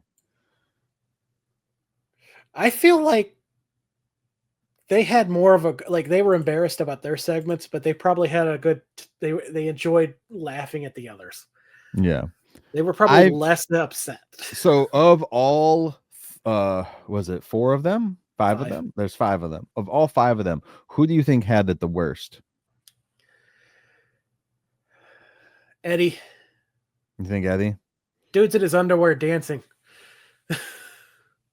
I do think the 2 kids had it the worst of all of them, mainly because they are still kids and everyone's going to see this video. They're going to have to go back to school with it.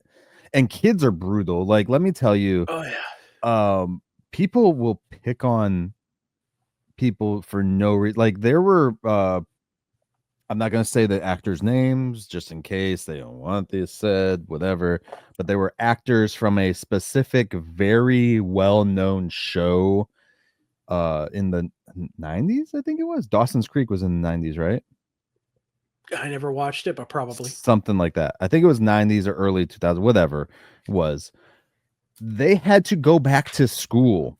And this specific actress from the show would get made fun of being on a very famous show. I'm like, why are you guys doing that to them? Like, I don't understand. Like, Am I I supposed to don't be get that. upset that I have money and you don't? Right. It's like, just let me do my schoolwork and leave me alone. But that is my example of kids are brutal no matter what.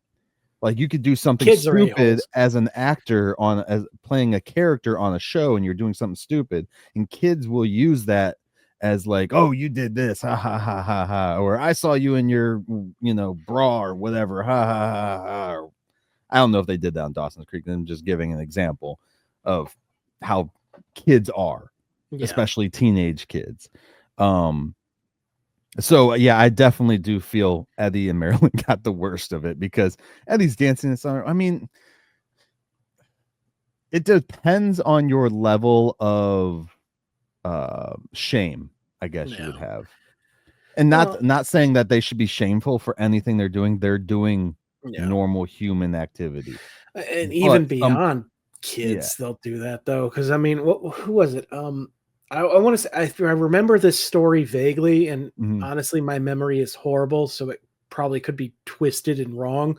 But Emma Watson, when she was doing Harry Potter days, when she tried to go to college, I remember her saying that she had people making jokes when she was in class. And she was an adult in college. Well, Melissa Cosgrove, is that iCarly, right? Yes. Yeah, she did that too, because she stopped iCarly. That's why the show ended, the original show. And then she went to college and stuff like that. Dude, I saw her talk about a story where somebody was like gonna kill her. Was like waiting on her property while she had people over at her house with like a bunch of college students there. Like, she invited people over so that she wanted to try and get in cool and be friends with people in college. And apparently there was somebody waiting with a gun in her backyard, just pacing back and forth. And like it's all on camera and stuff too. It's crazy. People are crazy. Anyways, that has nothing to do with this. But yes, like you said, like, yeah, people, I don't understand that. Like, there's been a lot of celebrities that have gone back into like the real world, if you want to consider it that. And they get made fun of because of what they accomplished, which is weird to me. Like, even with Marilyn and Eddie here, like, if it was me, because I have like zero shame, I would just be like, well, screw you guys, I was on TV. Like, what do you are you really gonna get at me? I was like, his new friend from last week is totally making fun of him. Oh yeah. I wonder if he ever comes back. He doesn't come back, does he? No, I think he was only on that one episode. Yeah. We don't get many reoccurring characters in this one. He popped up. That actor popped up again. The kid from last week, guys. He popped up again on my feed on Tubi for a Chuck Norris movie he was in. Chuck Norris, where it's him, and I think it's called Sidekick. Yeah.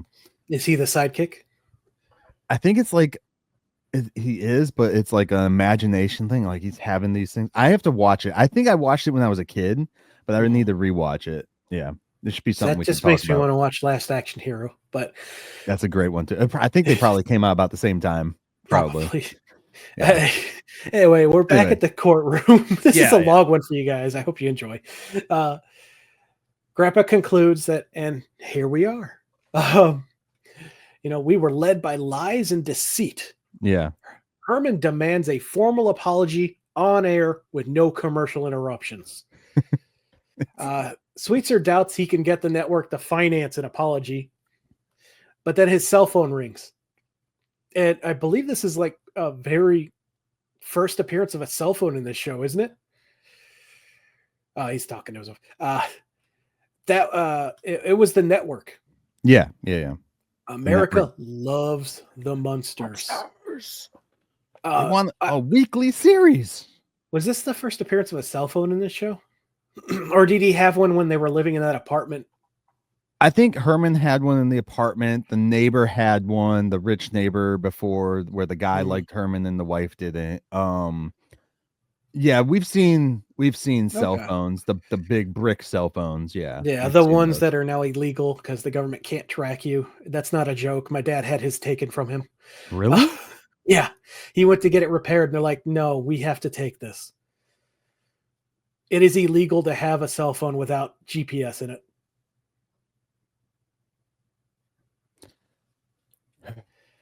Yep. Is that America? just America, or is that like That is worldwide? America. I don't know about anywhere else. If you have those kind of things, let us know. Yeah. I would be curious if that's like an American thing or if it's like a worldwide, like, the NWO is trying to make sure they can track you everywhere. Yeah, I Not can like believe just an not like American Hulk thing. Hogan, Kevin Nash NWO, but like Yes. yeah, Yeah, the yeah. conspiracy NWO. That's a bunch of BS. That is a thing here. So What? the cell phone The thing. cell phone thing? Yeah, that's Yeah. ridiculous. I didn't even. So what about beepers? Are beepers then not legal anymore because you can't I track think they beepers count as a different thing. or pagers or whatever you want to call them nowadays? Yeah. Do they even still make those? Yeah. Do they? Yeah. I wonder how that works with that, because you could send, at least back in the 90s when they were really big, you could send like messages through them. You remember that? I never had one, but I Well, know. yeah, you didn't, but I'm saying like that you could do that. Yeah. Yeah. Yeah. As a fan of the Scrubs TV show, I have seen beepers in action. Oh, yeah. Yeah, you'd think they'd be used a lot more still in the medical field, because then it's something they can have on their side at all times. I think they invested in watches now. But see, when you scrub in, you have to take that watch off. When you scrub in with Oh, a that's true. beeper, Yeah. it would be right there, and you could even have the pager or whatever in like a silicone cover, so that it's you wipe it real quick, put it back on you, and it's sterile too. Yeah. A lot of places have those stands now that you walk around. We are off topic again. We're trying to make America better, right? Like, or just the medical industry at this point. So, yeah, his cell phone rings. It's the network. America loves the Munsters, which is true. We do. They love them. They want a weekly series. Yeah. How many episodes? Eddie tells Marilyn that she can be seen in public again, and she pulls the veil up on top of her hat. Yeah, they want a weekly series. Grandpa's interested. 24 episodes. Starring Herman, Lily, Marilyn, and Eddie. Yeah, they want everyone but Grandpa. Yeah. Well, that's like what their baseline says, and then he goes over to Grandpa. Lily asks if he's like, "Do you not have any shame, Dad?" Now that she ever calls him Dad. Yeah. Well, he said, "What about sequel rights?" Well, Sweetser counters, so like, "I do not, but I do have a Ferrari and a beach house." Yeah. Yeah, he then turns to Grandpa, sensing Grandpa's weakness. And that's when sequel rights comes up. And Lily is astounded. Yeah. You were against this from the start. So Grandpa's like, all right, fine. My pride is worth more, I guess. And Sweetser's like, what about a cut of merchandising? Who cares about principles? Which is interesting too, because this was when the late, well, I mean, this was after actually the Lucas merchandising boom, rights. Yeah, because people don't know, like, George Lucas made sure he had 100% of the merchandising rights of all Star Wars merch. So that's what made him all of his money. It wasn't the movies. It was the merchandising of the movies. And Fox's mistake by not taking those. Yeah. So, yeah, Grandpa's like, this is great. I tortured them at the Inquisition. I got them dead at the Crusades. Now I'm going to kill them on TV. Herman's not so sure about this. Grandpa's like, no, think about it. 5 solid years here, plus 10 in syndication. And I'm like, I wonder if they knew this was the final season, because both shows together are 5 seasons. And they had a huge amount of syndication with the original show everywhere, and this over in Europe. Yeah. No syndication in the States, though, for this show, which is weird. Yeah. It's really weird that they wouldn't, especially when it was like Emmy nominated and stuff. Like, I don't understand why, if a show is nominated, you wouldn't put it in syndication in the country that it was made in. You know, Yeah. and not that I'm shitting on the other countries. I'm glad you guys got it. You Oh, know, absolutely. You guys kept it alive for us to yeah, enjoy now. it's probably the only way we were able to find it still, Hmm. because NBC. Oh wait, Universal. NBC Universal. NBC is Universal, so they could have done Saved by the Bell. Anyways, but the NBC site does not have it, has it on there, but it doesn't have it on there available to watch. It's like, Yeah. this is currently not available. I'm like, You're in the well, wrong country. yeah. And then they're like, oh, someone uploaded it to the one site before, and then they're like, oh Yeah. no, we're taking it off there. I don't The remember what Internet Archives. Internet Archives. Yeah. Anyways, yeah, so maybe it was like a jab at like the studios anyways. Maybe if they knew, I don't know if they would have done it as season or episode 2 though. No, that's true. But Grandpa's like, what's a little humiliation compared to big bucks? Yeah. Herman agrees for spin-offs like mini Munsters. I can't help but look at this as a meta. yeah. Lily cannot. Oh yeah. I was gonna say, Lily's like, oh, is this what you want for your son? Yeah. And Herman says, no, I want him to grow up knowing in real life there's dignity and meaning. Yes. And the director goes, we're talking television. Or no, wait, is it the director or Grandpa that says that? Oh, this is Sweetser. Okay, yeah. We're talking television, not no dignity. We're talking television. There's no dignity in television, basically, is what he's Who saying. said anything about real life? Yeah. So Herman declines. Grandpa says integrity is wonderful. He wishes he had some. Yeah. Herman goes, thank you, but we cannot be bought. Yeah. But this is when Grandpa then, the Munster family, besides Grandpa, all exit stage, whatever, depending on how you're watching it. no, Right. Wait, which one? Yeah, right. Exit stage right. Yeah. So then Grandpa stays around and he says, so what about a solo show called Batlock? Oh, and I have every one of these, by the way. Okay, go ahead. Because I did not write all of them down. I only wrote Batlock down, mainly because I was watching Matlock a lot. Yeah. Also convenient because Daniel Roebuck. Yeah. Sweetser. Also, didn't they just recently do a new Matlock show with the one chick? Maybe, I don't know. She's the new Matlock. It's Bobby Boucher's mom. What the heck is her name? Football's the devil. Yeah, it's where the heck is it at? 2024 series. It is where's it? Kathy Bates. Why did I not remember Kathy Bates' name?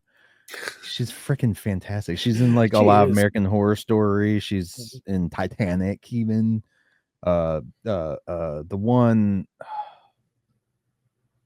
she breaks the guy's kneecaps. Yeah. What the heck is that one called? I can't remember. Oh, that's gonna kill me. Anyways, I'm gonna look it up. You continue. All right. So with all the Sweetser names starts leaving as Grandpa shouts more names, and the judge feels like they all wasted her time. So we got America's Most Haunted, Dead of the Class, the A+ team, and Twin Shrieks. Which, by the way, rest in peace, David Lynch. Oh yeah. He passed away a couple weeks ago now. Yeah. You got it now? No, I can't find it on their thing at all. It's disappeared. Oh, Misery. There we Misery. go. Duh. What? Again, I read the book. Why could I not remember these names? That's one of the King's stuff, right? Yeah. Yeah. Okay. Yeah. So, all right. So you did all the names then? Yeah, we are at the final scene. Then back to the house. Outside shot. So they are watching Sweetzer's commercial-free minute-long apology on TV, Yeah. where he pulls down a banner for Arturo's Columbia coffee that he is enjoying and says he goofed, but much like this coffee, the show was a hit. Like, you son of a bitch. He well, he gave them an apology without a commercial interruption because it is the commercial. And I just posted the photo on the I was screen going to here, say, guys. is this qualify as a sponsor? You know what? I totally didn't. Oh man, I should have put that in the image for this week too, but I did not do that. Yeah. There wasn't enough space for him. Anyways, yeah, that's it. It was yeah, he finally gives the Munsters the apology for doing them dirty. So at least he does that. Yeah. Lily is proud of Herman for sticking with his dignity. Herman tells Eddie things like that can happen in America. And I paused it and wrote this note before he finished. Grandpa says his next line. Big corporate will screw you even harder in America. The laws are made to keep us in line. And then I heard Grandpa say, only on television. And I'm like, that's the truth. Yeah. It's funny. All right. Is that it for that? Yeah, that's the episode. All right. Final thoughts. I guess I'll go first this week since you went last. Okay. This was a fun one. I have fun with every time they go to this courtroom. It's just a blast. I liked the meta aspect of it, even if it was not on purpose for a lot of it. You know, maybe they didn't know this was the final season. Maybe they did. Back then, they might have let them finish out an entire season instead of just saying, "Hey, no, the show's canceled. Sorry about your cliffhanger." I mean, they were probably a little cocky too because they were on season 3 where the original show only got 2 seasons. So they could have been like, yeah, we're going to go into syndication. We're going to have 100 episodes and knock it all out of the park. They got close. Yeah. I loved Sweetser. He was the perfect reality show producer, slimy, smirky kind of guy. Yeah. The judge was great. I loved her. Like, can we just get on? I have stuff to do today. Right. The kids were great. The back and forth, the bickering, it was lighthearted, but still funny. I did not like, again, the direction they're taking Marilyn's character with some of these jokes. It's gross. I'm glad in this episode, though, I am glad that they did it in a way that it's like, it's not Marilyn, but it's making fun of it and it's making the other character look worse anyways.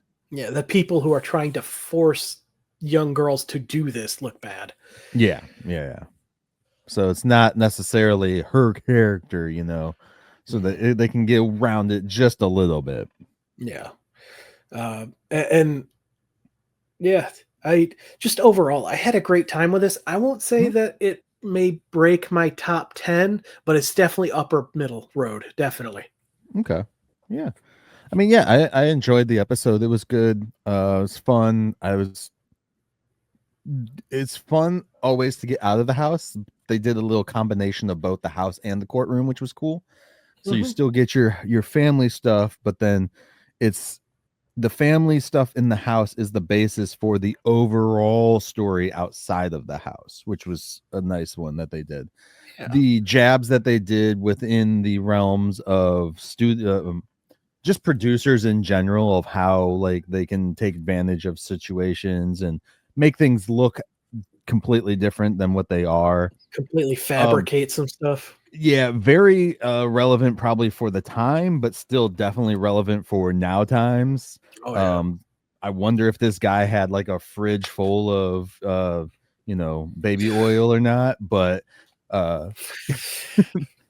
so yeah, I just it was a good one to watch, especially if people are following any random gossip news that's going on right now within the Hollywood spectrum of people trying to make other people look worse than what they potentially are in real life, you know. Doing smear campaigns and stuff like that, because I feel like this could be construed as a smear campaign towards the Munsters family with the way that they treated them, because they weren't actually filming the Munsters, they were filming a fabrication of the Munsters that they were doing. Now, in interview style things, like especially docu-series stuff, just as they showed in the confessional area here of the show, and they do it in normal reality shows to try and get some, you know, drama built up, but they do it in docu-series as well too. Like I guarantee you the Tiger King guys did it when they produced that. They did it when they did like the Vince McMahon one. They do it for all those The Vince docu-series that are McMahon like one is really big. interesting because it started as something Vince commissioned to make him look good. Yeah. And then they had to flip it. So I'm actually curious to see how they transition from It actually telling one doesn't- story to another. So I'll tell you right now, because I watched that one, all of it, all 6 episodes, I think it was. The whole thing was all the footage was shot before the accusation. So whenever there were things that came that kind of were like, maybe this is borderline of what these accusations are and stuff like that, they would always put like a screenshot up on the screen saying these segments were filmed before blah blah blah blah blah, in case certain people that were giving the interviews were like hyping up a certain aspect before they knew of the charges. I heard that the Eric Bischoff stuff that's in the show, sorry, this is getting off topic, but this is how like a lot of these reality show things and docu things work, is like the Eric Bischoff stuff that they shot for that documentary that was in the docu-series was not even shot as part of the Vince McMahon stuff. He's like, I don't even remember interviewing for that docu-series. He said, those are things I did for another series. Oh yeah, Or they'll trick another people. documentary or whatever. So they like took the footage and repurposed it or reused it in the ways to tell their story of however they wanted the story to go, you know, within the lines and parameters of We've what they heard were that trying to story tell. before as well with another wrestling related thing, Dark Side of the Ring, which tells about the horrible things that these wrestlers allegedly did back in the day to themselves and other people. Right. A couple people on there have gotten mad at the production crew because they didn't know that's what they were actually filming for when they sat down. Yeah. And that's what happens with a lot of these. Same with the reality stuff. People don't understand what they're doing, what they're signing up for. I watched the Jerry Springer one, and it seemed to be the same. Not the documentary itself was shot like that, but the way they handled the show itself, with how they just brought people in. They would like coach these people to get them to react how they wanted them to react. Once they realized that the fighting aspect of the show was the big thing. So there's always manipulation, psychological manipulation being used whenever they're doing, like, especially the reality stuff, I would say. When you see fights and like hardcore like emotion and drama coming out. And there's even in the competition world, like it happens. They do allow certain rigging of like, the challenge. I mentioned this earlier. There was a season where this stupid thing they did where they were in pairs, two people, and you accumulated points in the final leg of the competition, and whoever had more points got to decide whether they were going to keep the entire bank of the sum or share it. Right. Well, this a-hole, who I'm not going to name because he loves attention, screw him. His partner got sick, so she couldn't stay awake during the don't sleep section, so she went and stayed in the camper while he stayed awake. Well, it turned out he had stimulants that he used, and the producers knew about it and purposely didn't do anything. And this destroyed the credibility for the show for a long time. They actually have tried to gain it back with people a lot, and I think they've got to the point where they think they have it because they're starting to get a little cocky with the production again. Yeah, but which happens. It's stuff like that can happen in competition too. Like, yeah, and that's why I think like watching this one right now, this episode that we just did, where they do a lot of that. It's it's sad, like we always say every time we watch an episode, and things are prevalent still today. You know, it's sad that it still works that way. So I mean, hopefully we'll get past some of this stuff as we move forward. Yeah. One more. I've mentioned this before. If you're a longtime listener, you know, came from a previous show and stuff, I've mentioned the last special about the amazing Jonathan, the magician comedian. That is a documentary. And Jonathan was at the end of his life. He knew it was the end. So he wanted to film a special telling his story. He screwed with this guy so bad. The guy creating the documentary. As he's filming, they hired another documentary team to film at the same time. And he's it's like a documentary of fucking with messing with the other documentary team. He's like, how am I gonna do this? How am I gonna set myself apart from this other guy? And then like a third of the way through, he finds out there's a third documentary team, and he turns to look at Jonathan, and Jonathan's like, that's right, I just made your life miserable. And it just cuts to the producer just with his head in his hands like, I don't know what I'm going to do now. But doesn't that, I feel they have to sign off on that. I don't know how it works. It was just a dude and his camera, so I don't think he was like a big production company. Right. Maybe he had him sign something when he first signed, like, hey, I'm going to have my team, you know, record some stuff too. If you get in the shot, it's okay. Sign this waiver type stuff. That's what the first guy that got hired, they came to an agreement like, hey, you know, we'll share each other's footage and stuff. And right. You know, try and make them different. And if it works for your story, you can have, and it works for mine, you know, I'll take. Right. And then the third guy came in, and it's a fascinating, not just about this comedian who had a really messed up life that I actually enjoyed a lot of his comedy, not that his life was messed up. Yeah. And the whole documentary filming process. It's like, it's a really interesting concept. Okay. But it's a sad story, by the way. Yeah. Okay. Well, I don't think I have any more to say on the episode itself. Do you? No, this was an interesting one. Yeah. And I mean, I hope everybody out there listening already watched the episode. Again, you can watch the episodes along with us every week. We post the episode we are talking about on the week prior, week prior, into the Discord. So definitely check that out. Take advantage of it. You can just go to patreon.com/TheMunsterCast, get in there, and it hooks you up with the Discord. But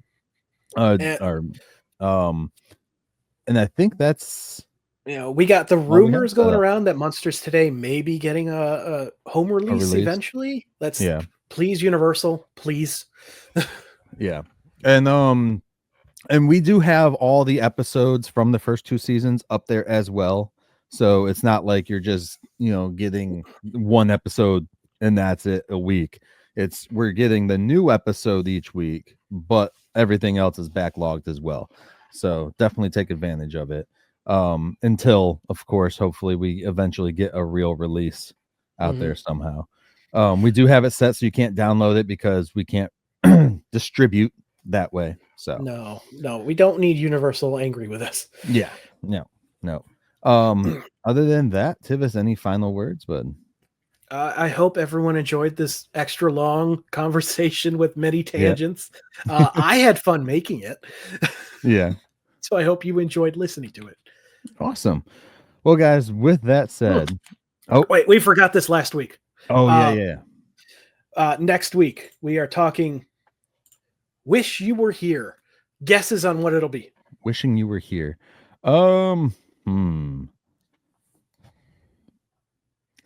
in hopes that it's a Marilyn episode, I hope that it's like a love interest story that she has, and she's wishing that the guy was there. Like maybe at the beginning of the episode, he has to go on vacation with his family or something, and she's wishing he's there. That's like my that. guess. My thought. Maybe it's Howie coming back. Probably Yeah, not, right. but we can hope. I'm going, because it's something I really, really want to see happen. I'm going to guess it is we're finally meeting Grandpa's sisters. Maybe. Yeah. These are the two family members I really want to meet. Yeah. The two little witches or whatever they are. Yeah. Yeah. Awesome. All right. Well, guys, with that all said, we will catch y'all next time as we take another stroll down 1313 Mockingbird Lane. The lesson I want you to learn is it doesn't matter what you look like. You can be tall or short, or fat or thin, or ugly, or handsome, like your father. Or you can be black or yellow or white. It doesn't matter. What does matter is the size of your heart and the strength of your character. Myke and Tivis got love for you, no lie. We appreciate the fans in every way. Thanks for rocking with us every Munster Monday. Leave a comment, share, let your thoughts fly. Myke and Tivis got love for you, no lie. We appreciate the fans in every way. Thanks for rocking with us every Munster Monday.